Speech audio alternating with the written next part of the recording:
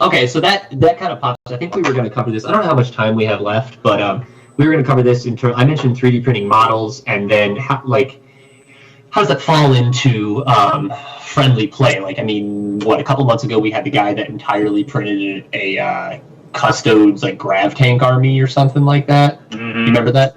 How do you guys feel about that? Have you run into anything like that? What's your stance?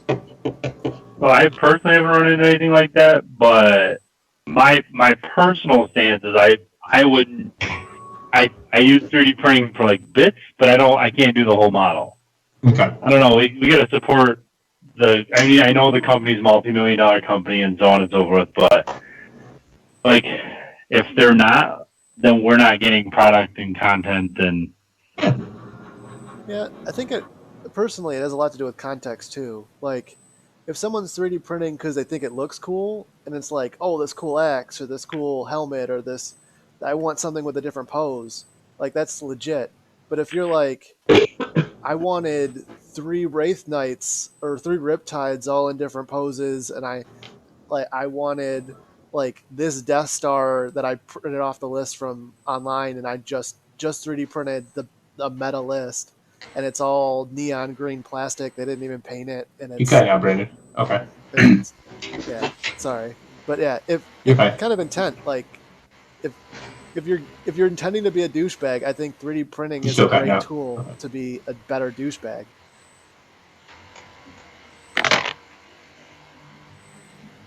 So, all right, I missed that. There's a guy in the chat here about how do we China cast then versus 3D printing. So, okay, wait. Well, before we cover that, will you do me a real fast favor? Will you run upstairs? Shit. And get my. You are not. Can't say that on Twitch. Will you get my? I need that. Sandwich. You need a sandwich. Headphones for this. You need a sandwich. Grab. What is he Mom, doing? get the Can you get headphones off of my Get thing? it, Nick. Get it. Did you guys see this? No. They're on my controller. So okay, so all right, thanks. How I so is, I'm kind of with you guys. Like, majority of it should be bits. But I 3D print Disco Lord, used the Lord Discordant Dude. I've 3D printed stuff for my Imperial Knight. I had Imperial Knights before we had Chaos Knights, or actual like real Chaos. They're still in the book, so I mean, there's tons of random like crap to put on them, stuff like that. So I mean, and first comment. All right, thanks. You're welcome. Like, I'm going to take that back upstairs. What's that? No, I'm good. Thank you. Bye, hello. Hey, hang on just a second. Make sure this works. You know it's true when we all just need to start mount. Just. Can you guys hear me? My Wi-Fi just sucks. No, we can't. John just hardwired it. Drill a hole through the Ethernet. Get out of here. Alright, cool. All right. Be back. Looks like it's working. Yeah, you're good. Oh, we heard all that. Yeah, we heard all that. We're just being dicks.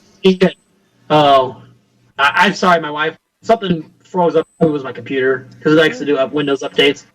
You turned the computer for the first time in months. You got yeah. Well, I just got a laptop literally last month, so it's still virginal. It felt like it. the fact that it didn't know what it was doing. Right. Doesn't know its way around the internet. No, it doesn't. It's still kind of checking out, feeling things around. Okay, so all right. So the guy brings up a good point. How do you feel about ChinaCast? Nick was about ready to just go in, and he was like, No, I've used ChinaCast. So I mean, again, I've only done it a couple of times, and I'm not going to do it again probably. Partly for the support reason, and then the other part is the quality is just not as good. But I think that's a fair point. I think that's if you compare apples to apples, it's really pretty the same thing, except for somebody selling you their version of a 3D printed model. Yeah. I mean, honestly, a lot of things like I can't tell the difference. I mean, once you paint them up, I really can't tell the difference of some of them. Yeah. Most of the time, though, when I'm getting models like that, I'm just piecing the hell out of them up. Anyway, like I was talking about this guy earlier, I couldn't have done just the head off of a blood slaughterer, and I only used the head off the blood slaughterer for this guy. There's no way I wanted to pay full price for that. I think that this is a cause and effects thing. I think that GW's prices have brought this on. Right. You know what I mean? I mean, there's been a lot of things. Like, don't get me wrong, they make fantastic models, and they make a fantastic game, and they're being now involved in the gaming community. I really love that. But they're price gouging. Like, let's be honest, Forge World literally. Well, so for instance, Forge World upgraded their prices 15% overnight, right? And then they lied about it, and they said, "No, we didn't." And then people started posting on the Facebook page showing their orders of previous items, and it was and then showing it if you added it to the cart currently, and they were exactly 15% more. And so then Forge World came out and said, "Okay, we did." That's what they just said. "Okay, we did," and then just that's what they did. Yeah. So it's like, yeah, that's fine. And if you guys actually, fun fact, GW is the UK's #1 stock. I didn't know that. And again, is that a bad thing? It's not a bad thing. But what I'm saying is, I think that it's price gouging. But yet we still all buy it. But yet we still buy a lot of it. Right. Now let me redact my previous statements. If you are only 3D printing, I think that's a problem. Yes. Yeah. Like a model here and there. Same thing with China Cast. If you're only buying China Cast, then that becomes a problem. And it's not, like I said, it's not like I'm trying to worship G-Dub. But I do, like, that's a big part of my life. My whole basement got remodeled around my armies. You're like first world problems, Nick. Yeah, right. Well, look, hang on. See all of that? Those are armies, and those cabinets are almost all bits. I'm gonna move in down there. Yeah, come on.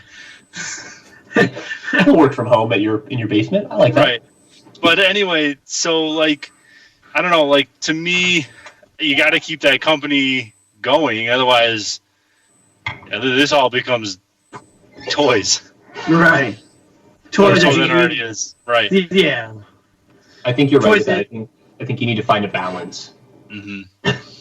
Because I've played War Machine. It's not for me. I don't really particularly care for their models either, personally. Same thing with like some of the Mantic games. Their models just aren't for me. There's nobody who does it better than G-Dub model-wise. Let me restate that on a big scale. Creature Caster, their individual models are amazing, and same thing with Kingdom Death. Is it Kingdom Death? Yeah, Kingdom Death Monster. Yeah. God, some of their single models are just so good. Oh man, those are so weird. That spider thing, yeah. It's all like technology now. It's all so digitally created now. It's just like so easy for them to do it. And it's probably even like 5 years ago, it probably was more expensive 5 years ago than it is to create it now because, just because technology changes so fast. So, I mean, how much markup it. Do you think that they're only 3D printing the originals now? So these models that we're looking at now, like these, like the Zeramon, do you think that that's a 3D model first instead of hand sculpted at all? I think it's all digital. I don't think it's hand sculpted. I think it's all digital. I think it's all digital clay now. Yeah, 3D. So 3D model. Yeah. Yeah. Okay. It is. Yeah. I'm pretty sure that only select few Forge World models are hand sculpted. For instance, I think the Primarch series, they have guys actually do hand sculptures of. I'm pretty sure, but I'm pretty sure it is.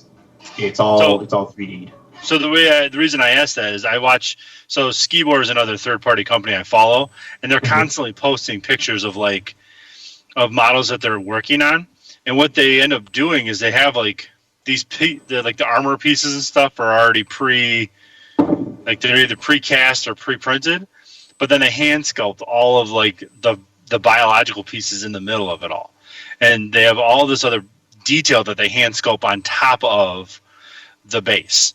And so I wonder if G-Dub does any of that anymore, or if it's just straight. Well, I guess you could.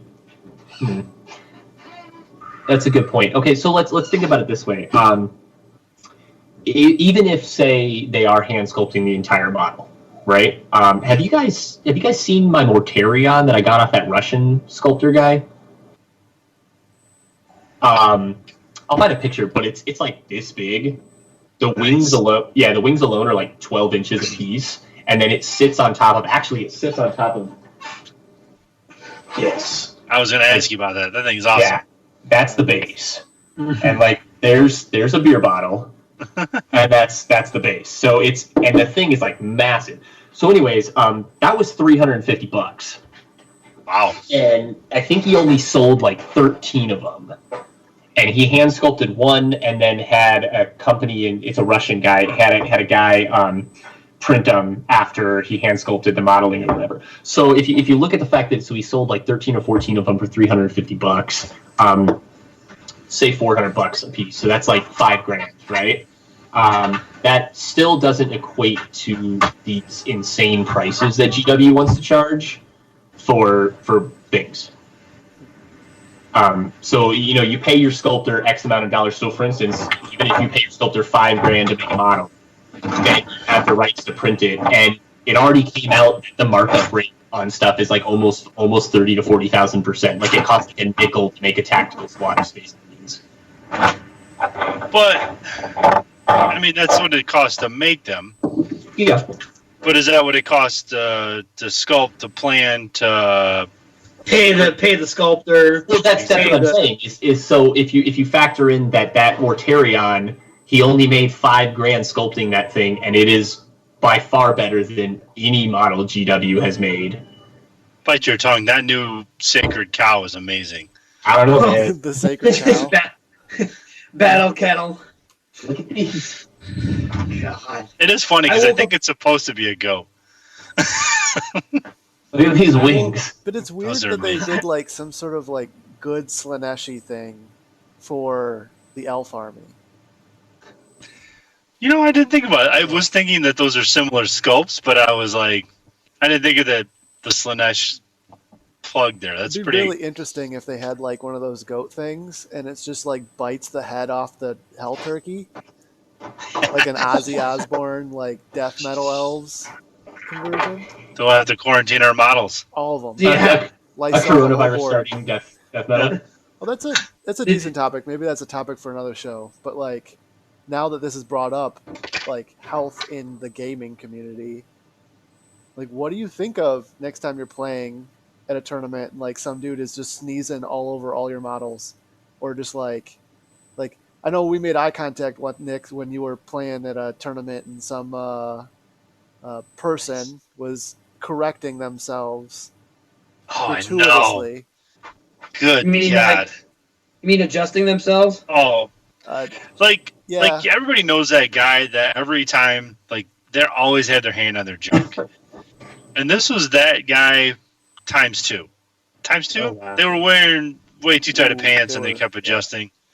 Yeah, and so it's just like, and then they wanted to reach over and grab my models and stuff, and I was like, yeah, I got it, we're good. I'm good. Well, I got it. It's only offensive if you don't like it.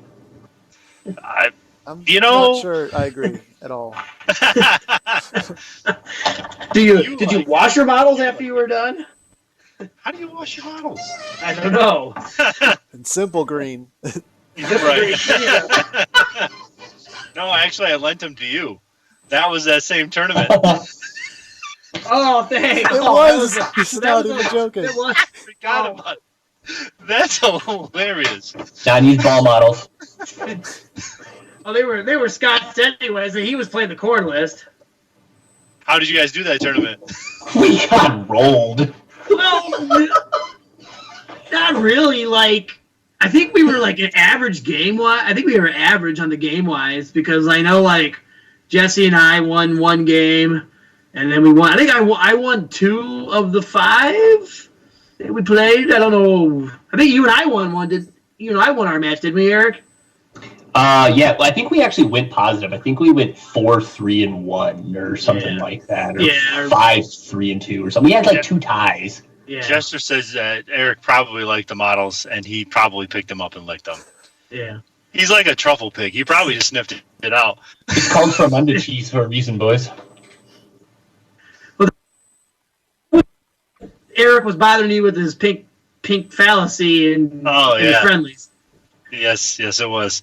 Everyone loved it, but Nick. Well, and again, so we go back to that friendly breakdown. It was this guy who brought this super beat-faced list, and I didn't. It was a friendly tournament, and so he had never been to a tournament before, so I don't think he realized what he was getting into. You know what I mean? Like, there's all those little nuances that, reading the mission packets, reading the how everything's put together. You kind of you start to see like how tournaments put together, and I don't think that guy had that kind of experience. So he just brought what he knew, which just happened to be, all of the aggressors and all of the repulsors, and I brought a full assault army to run right into those. And so that was a quick game. And so I was trying to still work like again the whole point of Warhammer is that social contract you have with somebody to make sure they have a good time and stuff like that. And so this guy's first introduction to Warhammer, and I'm trying to be like, hey, we have a good time, and then whack, dildo. And like, hey, Nick, could you keep talking to this guy, please? I don't know who that guy was. Yeah, he was really drunk. That might have been like 11 in the afternoon. Yeah. What happens at Adepticon stays at Adepticon. For sure. That was Yep. Say good to see you. Chat with you guys Later. Don't forget to tip your stripper.